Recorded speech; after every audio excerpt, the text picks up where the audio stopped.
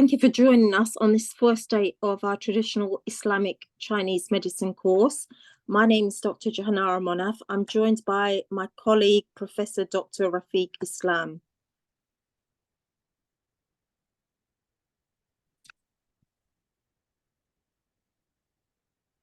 This content will cover the whats and the whys of traditional Islamic Chinese medicine. We will compare between Western medicine and traditional Islamic and Chinese medicine. We will discuss the science of anatomy and physiology, the meridian system and the yin and yang theory. We'll talk about the diagnosis methods and the differential diagnosis, the natural state of health, the origins of diseases and the root causes, food, nutrition and lifestyle. We'll also discuss acupuncture and hijama therapy. We'll go into details about various case studies we've worked on and the treatment protocols. We'll go into the various root causes of cancer, fertility, sexual health, viral and bacterial infection, heart diseases, mental health disorders, neurological disease, including autism, depression, bipolar, PTSD, schizophrenia, any genetic disorders. We'll discuss in very detailed genetic disorders, diabetes, dementia, and other neurological issues such as Parkinson's, muscular dystrophy, and Huntington disease. So we are pretty much covering everything. And if you have any specific need, might be out of this list, would be happy to introduce that. And by all means, bring them in, either email or any other communication, and would answer individual questions as well. So with that, we'd introduce you to the first few thoughts. Here I have listed a Chinese proverb. It's quite ancient. I came across this one in 1996 in unilateral. I read and I forget. I see and I remember. I do and I understand. This was ancient Chinese philosophy. And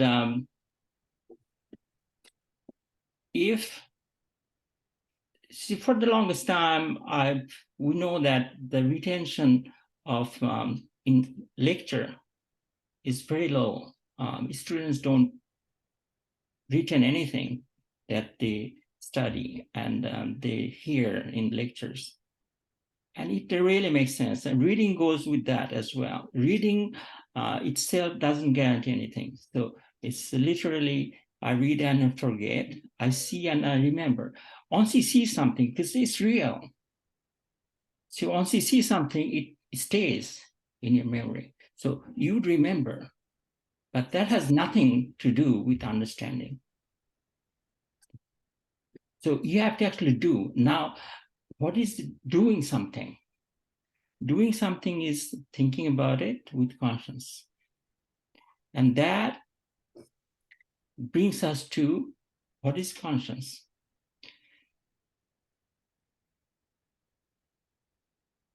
There comes the next line, which is my own. Whatever I intend, I create for myself. It comes from philosophy, ancient philosophy of agriculture.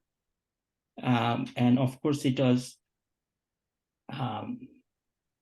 sealed by Prophet Muhammad's hadith that that says that all our actions are dependent on our intention. So the role of intention, it turns out, is most crucial in understanding something that is actually good for us. Understanding something that is not good for us, it doesn't do us any good.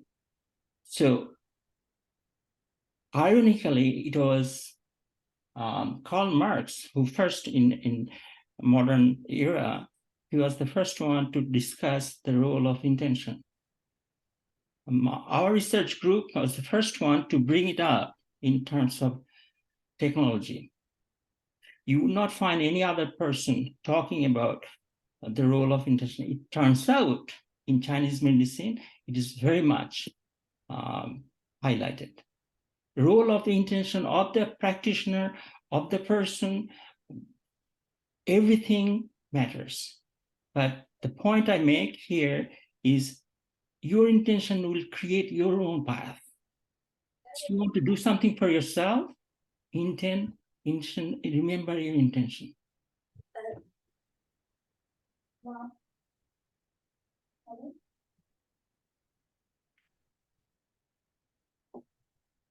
So the term, the traditional Islamic and Chinese medicine, is really unique.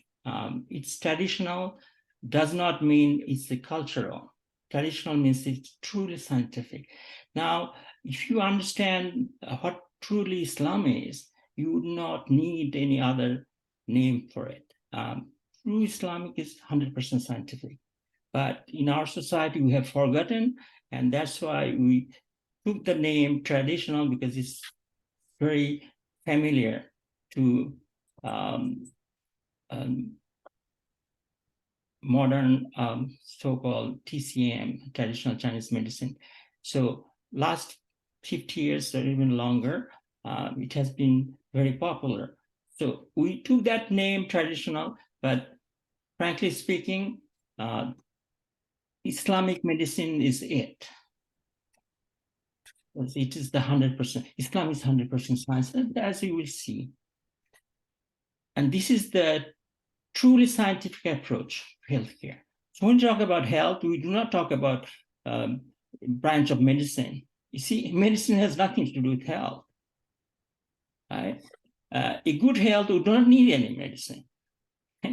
So we have all these terminologies in our society that are contradicting each other. So we will expand on that. You will understand after taking this course that we have been lied to. Everything that we have heard, everything is ill-intended, and it has the purpose of actually deceiving you. So when you talk about true TICM, we're talking about 100% scientific approach to healthcare. It's unique. It's so unique, as I said in the beginning, that everything you'd see here is absolutely new. New in the sense that you have never heard before. If you have heard, probably most likely from one of us. Nobody talks this language that we are going to introduce you to. So quite often we give reference to Ibn Sina, and of course Ibn Sina is the man whose textbook was running for 800 years or so, the longest running textbook in history of mankind. And yet we actually claim in our book that we have offered something that Ibn Sina could not offer. So how could he be so conceited? Ibn Sina did not have access to so-called modern medicine.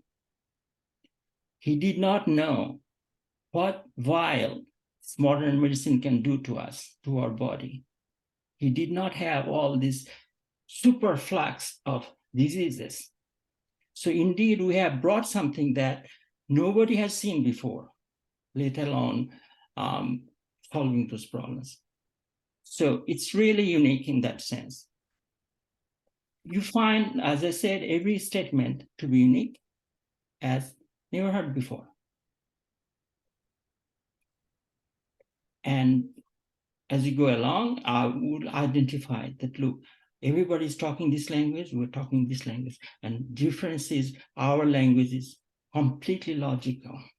There will be no dogma anywhere. And this is a textbook. It's volume 4 of Greening of Pharmaceutical Engineering. We have the electronic copy. You can make that available. But this is volume 4. We have volume 5 also coming up. But I should say, I should discuss the background of this latest textbook. It was based on science and not science, and science that is with dollar signs. The dollar sign is the one we have introduced to differentiate from ill-intended, self-serving, so-called science from real science. Real science always have been for serving humanity. It has never been. It has never been to serve self-serving purpose. So in 2015, our research group wrote the book, Greening of Pharmaceutical Engineering, Volume 1. And that was wholly theory. And this theory was, it was not enough because it's a 700-page book, and that was not enough to discuss the theory. We had to introduce Volume 2. You see, this is where we discuss what these electronic gadgets, Wi-Fi and 5G, microwave, even electricity, what do they do? There is no book that discusses the effect of these. And of course, there are people who have written, they have no scientific credibility, and they are marginalized as, philosophical mumbo jumbo.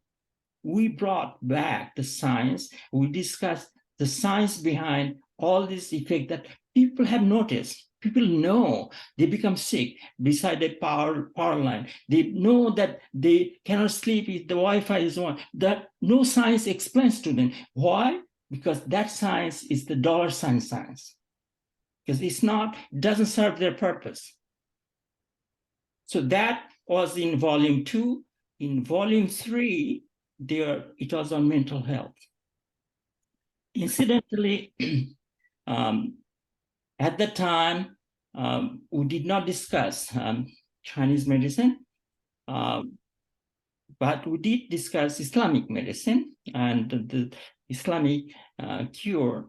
It was later, it was in 2017. In 2019, I came across the fact that Yellow Emperor, the originator of traditional Chinese medicine, he talked the same language as Prophet Muhammad did, meaning his remedy was very similar. As a matter of fact, it is identical when it comes to mental health. I found out in 2019. So this book is 2017, which was already what, 700-page book. But that's why we have to introduce Volume 5, where we will bring back that completely scientific book into and merge it with TICM, with traditional Chinese medicine, and that's the background of that.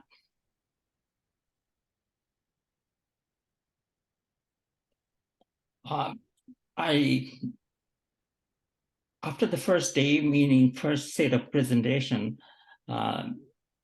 you'll be convinced that Islamic medicine and ancient Chinese medicine are both divinely inspired. I mentioned about Yellow Emperor. We have written up, and some of it appears in Volume 4, how he was most likely a prophet. His technique, his approach is exactly the same as Prophet Muhammad's approach. So you'd be convinced. Logically, you can put them together and understand that this is divine. It cannot be, because Yellow Emperor was what, 5,000 years ago? And Prophet Muhammad was 1400 years ago, and they never saw each other. So they both have to be inspired by the same God. And they both represent true science. People often conflate with the so-called the new science with the true science. True science does not have any dogma. True science does not have this absurd first premises. That's something that we'll see how they can be avoided.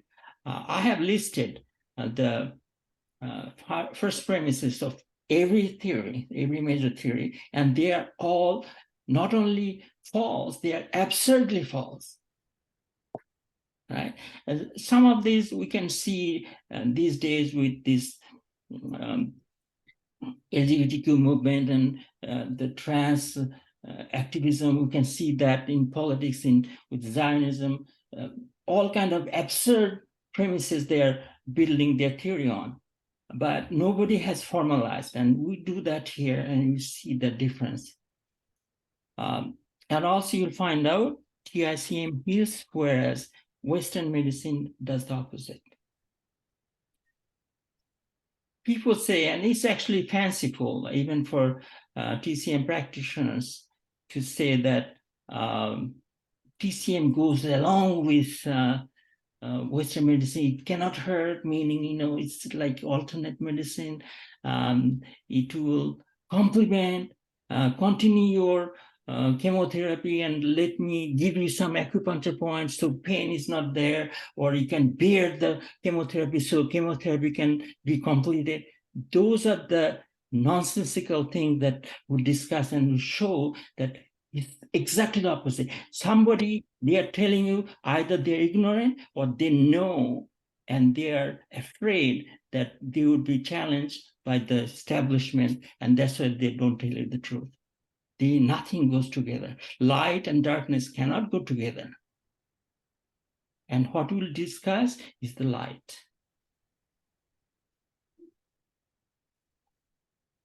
So here we'll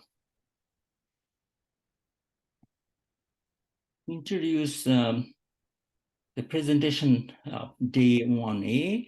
That one involves discussion of Islam. You see, we're talking about traditional Islamic medicine, right? Islamic and Chinese medicine. So let's talk about what Islam is. And here, this set of slides, we call that Islam a phenomenal starting point and conscientious logic.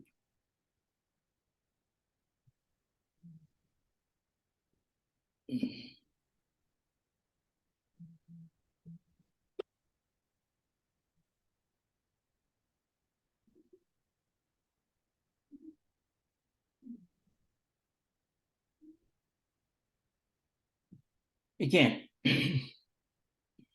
really talked about, these are the unique features of Islam. Islam is the only deen. And deen, the word deen, it's in Sanskrit it's Dharma, in Chinese is Dao. Now, Dharma, I have some familiarity with that. Dharma really means natural trait, so is the word deen. How is that? For instance, Dharma of oxygen, it burns. So you cannot say water Dharma is the same as oxygen Dharma. You cannot pretend. So it's not about imposing certain religious trait. It's the natural trait. It's called deen. And that's Islam. And it is the only deen that is created, that is given, prescribed by the Creator. There is no other divine book you can find today that prescribes another deen. This is the only one. Throughout history, it was the only thing. Today, the only divine book still intact is the Quran. It's also the oldest book that is 100% preserved. These are facts. These are not religious opinion or something debatable. It's completely fact. It is also a fact that the only biography of a prophet is the book of Hadith. This is the only biography, the book of Hadith. And this happens to be the second longest preserved book that is preserved in its original form. Right? Now they say, well, there are several versions or whatever. But the fact is, all the Hadith, books of Hadith, they are some 1,200-year-old. Nothing happened to them. Quran, over 1,400-year-old. So you have to take it as in its face. At least these are the longest preserved book. It turns out Allah is the most used term in Quran, over 3,000 times. And the second most used word in Quran happens to be ilm. Now, what is ilm? It is science. Literally, Quran uses science, the word science, second most frequently, only second to Allah. Compare that with other so-called religious books. The word science does not appear in any version of Bible. In King James Version, the word God appears, which people say it's the same as Allah. Fine, it appears only 4 times. So there is a difference between the original source and other fictitious source. So this is the uniqueness of Islam. Everything is 100% fact-based. And everything is 100% scientific.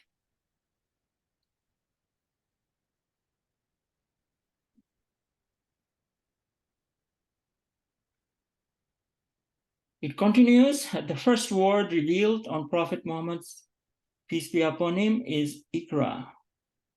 People say Iqra means read. That's actually false. Prophet did not know how to read, and it would be an insult to tell him how to read, to tell him to read. Iqra means the best translation of the word Iqra is to deduce. In Arabic, that would be deduce with aql or conscientious logic. It's very important, this word, aql, because that's also another unique feature of humans. Human is the only one that has aql, ability to act on aql. And if they do not act on aql, the conscientious logic, they become the worst of creation. Not only worst human, worst of creation. So unique feature of humans is the ability to have aql. And if you do not have aql, if you do not use your aql, Quran is telling you that you become the worst of creature. Humans are created in perfect form. This is very fundamental to Islam as well as true science. If we start by thinking that God made a mistake and you're born with certain disability and blah, blah, blah, then you are often on the wrong track. Humans own only their intention. We have no ownership. We cannot control anything. People say, oh, we have freedom of thought. That's BS. You know why? You might be thinking God, somebody starts the porno, completely gone. You have no other thought. Somebody tortures you, you have no other thought. What can you preserve? What you have 100% control over? You know what? Your intention. Somebody could be torturing you, they cannot take away your intention. They cannot alter it. Somebody could be blasting the music or bombard you with porno shows. They cannot take away intention. And that is not recognized by modern science. Sure enough, that's the only thing we own, we can control. We have 100% control over our intention.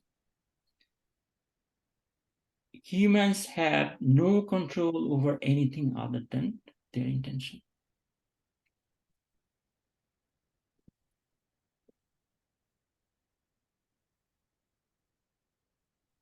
I would stop it here, the first one, and I think we'll upload it on YouTube and build on this first introduction. We have about 150 slides to go on Islam, and of course, then we'll start